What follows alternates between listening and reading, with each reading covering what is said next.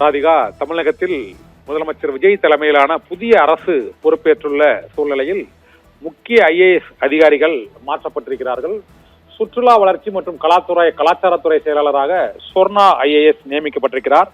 நிதித்துறை செயலாளராக இருந்த உதயச்சந்திரனுக்கு பதிலாக சித்திக் நியமிக்கப்பட்டிருப்பதாக அறிவிக்கப்பட்டிருக்கிறது. இதே போல வருவாய் நிர்வாக ஆணையராக முருகானந்தம் IAS நியமிக்கப்பட்டிருக்கிறார்.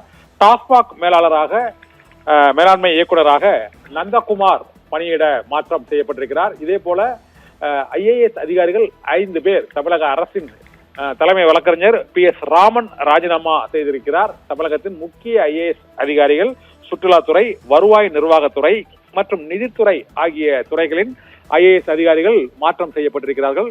சுற்றுலா வளர்ச்சி மற்றும் கலாச்சாரத்துறையின் செயலாளராக சொர்ணா IAS நியமிக்கப்பட்டிருக்கிறார்.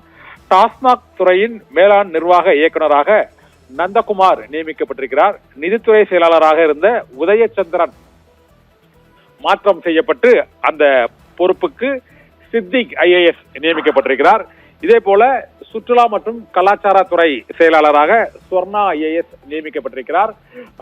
தொடர்ச்சியாக IAS அதிகாரிகள் 4 முக்கிய துறைகளில் மாற்றம் செய்யப்பட்டிருக்கிறார்கள். புதிய அரசு பொறுப்பேற்றதை தொடர்ந்து அங்கு தமிழக அரசின் தலைமை வழக்கறிஞர் PS ராமன் ராஜினாமா செய்திருப்பதை ஒட்டி அந்த பொறுப்புக்கும் புதிய தலைமை வழக்கறிஞர் நியமிக்கப்பட இருக்கிறார்.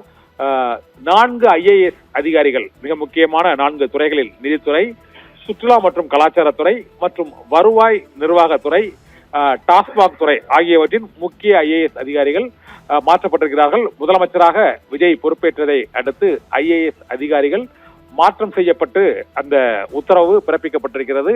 பணியிட மாற்றத்தில் 4 முக்கிய துறைகள் நிதித்துறை, சுற்றுலா மற்றும் கலாச்சாரத்துறை, வருவாய்த்துறை மற்றும் டாஸ்மாக் துறை ஆகிய 4 துறைகளுக்கும் புதிய IAS அதிகாரிகள் நியமிக்கப்பட்டிருக்கிறார்கள். டாஸ்மாக் மேலாண் இயக்குனர் பொறுப்பில் இருந்த கிறிஸ்துராஜுக்கு பதிலாக நந்தகுமார் நியமிக்கப்பட்டிருக்கிறார். இதே போல IAS அதிகாரி உதயச்சந்திரன் நிதித்துறை செயலாளராக இருந்தார். அவர் பணியிட மாற்றம் செய்யப்பட்டிருக்கிறார். வருவாய் நிர்வாகத்துறை ஆணையராக முருகானந்தம் நியமிக்கப்பட்டிருக்கிறார். டாஸ்மாக் மேலாண் இயக்குநராக நந்தகுமார் IAS நியமிக்கப்பட்டிருப்பதாக தமிழக அரசு அறிவித்திருக்கிறது.